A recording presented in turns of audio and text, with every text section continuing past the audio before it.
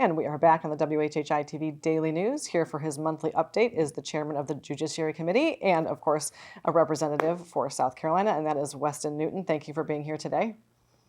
Appreciate the opportunity to visit with you. Yes. So we are jumping into I-95 Phase 2, and you are looking for the public's comments, I think, until about October 2nd. So share with us what is happening in Phase 2 and what you want opinions on. Absolutely. So, we had the groundbreaking of the first phase, new bridges over the Savannah River and widening of 95 up to Exit 8 last month. Right. Largest contract in DOT history. Just tremendous news for the Lowcountry that we've been able to advocate and get that project prioritized and moved up on the time frame. Now, as the DOT continues to move up I-95, it's time for them for the permitting processes and the public comment process for the second phase. And this roughly is Exit 8 up to Exit 21. And in fact, there's a public hearing this week on the 11th in Ridgeland, 4 to 6 that afternoon.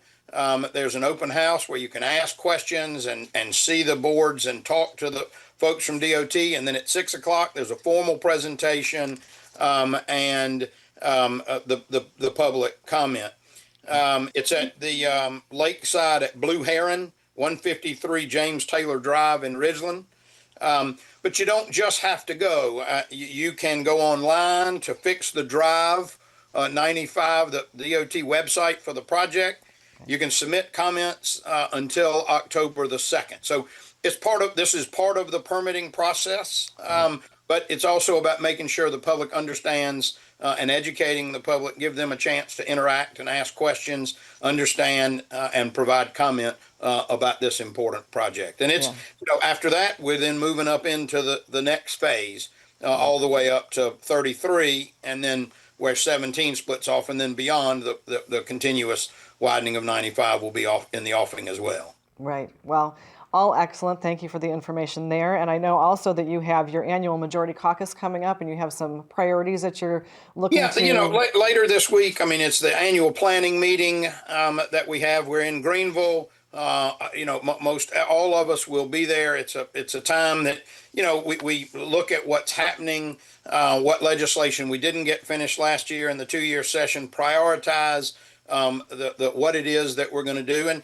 it's a good time for us to take the feedback that we've gotten in the off session and continue to get from our constituents about what's important to them, what they're saying. The essential guiding principles: limited government, personal liberty, lower taxes, safe communities, strong communities. All of those things are sort of the overarching themes when we get together to talk about what's going on. The specifics. Hands-free law went into effect September 1. We're going to be, I'm sure, talking about hemp drinks and the lack of regulation in South Carolina with the new that has come about. We've got some tort reform issues that we're continuing discussion. So should be a busy session, but ought to be a great time for us to get together and prioritize and focus on what we're doing next year for the folks in South Carolina.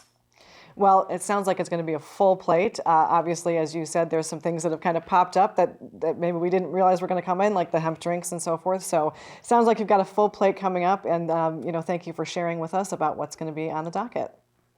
Look forward to it. Next month, perhaps we can talk about what we've identified and prioritized what we'll be doing when we go back in January.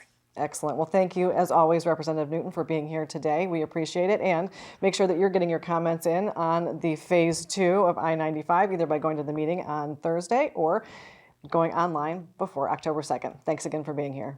Have a great day. You too. And we will be back, so stay tuned.